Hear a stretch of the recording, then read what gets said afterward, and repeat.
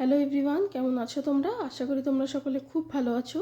তোমরা নিশ্চয়ই বলবে এই মেয়ে নির্ঘাত পাগল হয়ে গেছে, এত বর্ষাকালে কি কেউ আচার বানায়? আসলেই আমি বর্ষাকালেই আচার বানাচ্ছি। গরমে সারা গরম বানাবো বানাবো করে আর বানানো হয়ে ওঠেনি। তো ফ্রেশ আম পেয়েছিলাম, তো তাই ভাবলাম আমগুলো আর না পাকিয়ে আমি আচারই বানিয়ে নিই। তো আমি এখানে আমগুলো নুন হলুদ লাগিয়ে রেখে দিয়েছিলাম, একটু রোদ্দুরে দিতে পারলে ভালো হতো, কিন্তু যা বৃষ্টি হচ্ছে রোদ্দুর তো নেই। তো হালকা একটু ওয়েদারটা ঠিক ছিল, তো আমি ওই আধা ঘন্টার মতন দিয়েছিলাম রোদ্দুরে। তো নুন হলুদ মাখানো আমগুলো তো দেখলেই তোমরা। আর এখানে 5 ফোড়ন দেখালাম আমি। বড় চামচের 1 চামচ 5 ফোড়ন, আর একদম ছোট যে মশলার চামচ হয় তার 2 চামচ জিরেকে শুকনো খোলায় কিন্তু ভেজে নিয়েছি আচার মশলার জন্য। আমি মশলাটা ভেজে সরিয়ে রেখেছি, হালকা ঠান্ডা হলে সেটা গুঁড়ো করব।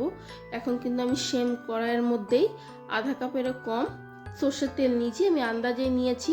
আর তারপরে আমগুলো দিয়ে দিয়েছি, দিয়ে কিন্তু 7-8 মিনিটের মতন আমি গ্যাস বাড়িয়ে একটু নাড়াচাড়া করব, আমগুলো একটু ভাজা মতন করব।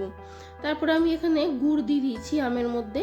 গুড় দিয়ে আমি এখানে লঙ্কা গুঁড়ো দিয়েছি, ধরো বড় চামচের 1 চামচ হবে আমি এটা ঝাল লঙ্কার গুঁড়ো দিয়েছি। তোমরা যদি শুকনো লঙ্কা দিতে চাও তবে কিন্তু 5 ফোড়ন যখন ভাজছো তখন কিন্তু শুকনো লঙ্কা সাথে ভেজে নিতে পারো 5 ফোড়নের। আমি ঝালটা একটু কম দিয়েছি আচারটা মিষ্টি মিষ্টি করার জন্য, তার জন্য কিন্তু আমি শুধু গুঁড়ো লঙ্কার ব্যবহার করেছি। আর সাথে আমি বিট নুন দিয়েছি, আমি এমনি নুন দিচ্ছি না, কারণ আমের মধ্যে যথেষ্ট নুন আছে আর বিট নুন দিয়েছি, তো আমার নুনটা ঠিক হয়ে গেছে। তোমরা নুনটা একটু বুঝে দিও। এরপর আমি মিশিয়ে নেব একবার হালকা হাতে। তারপরে কিন্তু আমি এখানে আধা কাপের মতন জল দিয়ে দেব, কারণ জল না দিলে কি হবে, আচারটা তো আমাদের এখনো হয়নি, একদম টাইট হয়ে যাবে, সেটা খেতে ভাল লাগে না। তো একটু জল দিলে কি হবে না, এটা মজবে ভালো, আর গুড়টা গলতেও সাহায্য করবে।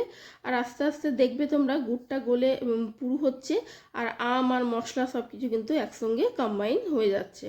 তো দেখো আমাদের কিন্তু মাঝে মধ্যেই কিন্তু নাড়াতে থাকতে হবে, কারণ গুড় তলায় লেগে যায়।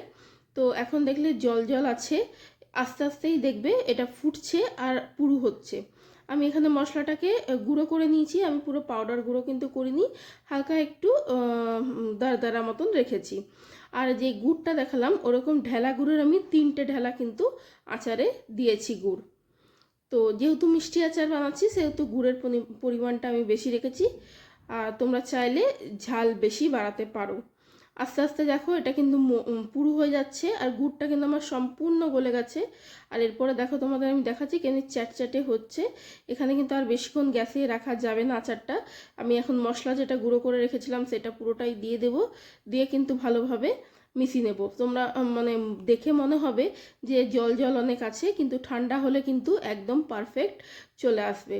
আমি তোমাদের সামনের দিকে দেখাবো, তোমরা সামনের থেকে দেখলেই বুঝতে পারবে উপরে জল জল থাকলেও কিন্তু তলায় কিন্তু শুকনো শুকনো হয়ে যাচ্ছে। এই দেখো এটাই বলছিলাম, উপরে জল জল লাগলেও কিন্তু দেখো তলাটা দেখছো কীরকম হচ্ছে। এখন যদি আমরা বেশিক্ষণ বসিয়ে রাখি গুড়টা এক তো জ্বলে যাবে, আর আচার ঠান্ডা হতে হতে কিন্তু একদম শক্ত হয়ে যাবে, সেই আচারটা তো খেতে ভালো লাগে না। তো আমাদের কিন্তু এখানে আচারটা হয়ে গেছে। আমি কিন্তু আচারটার পর বন্ধ করে গ্যাসের থেকেও নামিয়ে রেখে দেবো, গ্যাসের মধ্যেও রাখবো না, আর একটু করে কিন্তু নাড়িয়ে দেবো, কেননা গুড়টা আচারটা গরম আছে সেই জন্য। আর দেখো আধা ঘন্টা 45 মিনিট পরে আমি তোমাদের দেখালাম কীরকম টাইট হয়ে গেছে, জল ভাবটা কিন্তু নাই। আমার এতটা আচার হয়েছিল, খেতে তো ভীষণ ভালো হয়েছে, মিষ্টি হয়েছে, ঝাল মিষ্টি, বেশ ভালো লাগছে খেতে। তো তোমাদের কেমন লাগলো আমার আচারের রেসিপিটা, মিষ্টি আমের আচারের? যদি ভালো লেগে থাকে তো লাইক করতে আর শেয়ার করতে ভুলবে না, বেশি বেশি করে শেয়ার করবে। আর তোমাদের ফিডব্যাক আমাকে কমেন্টের মাধ্যমে জানাবে।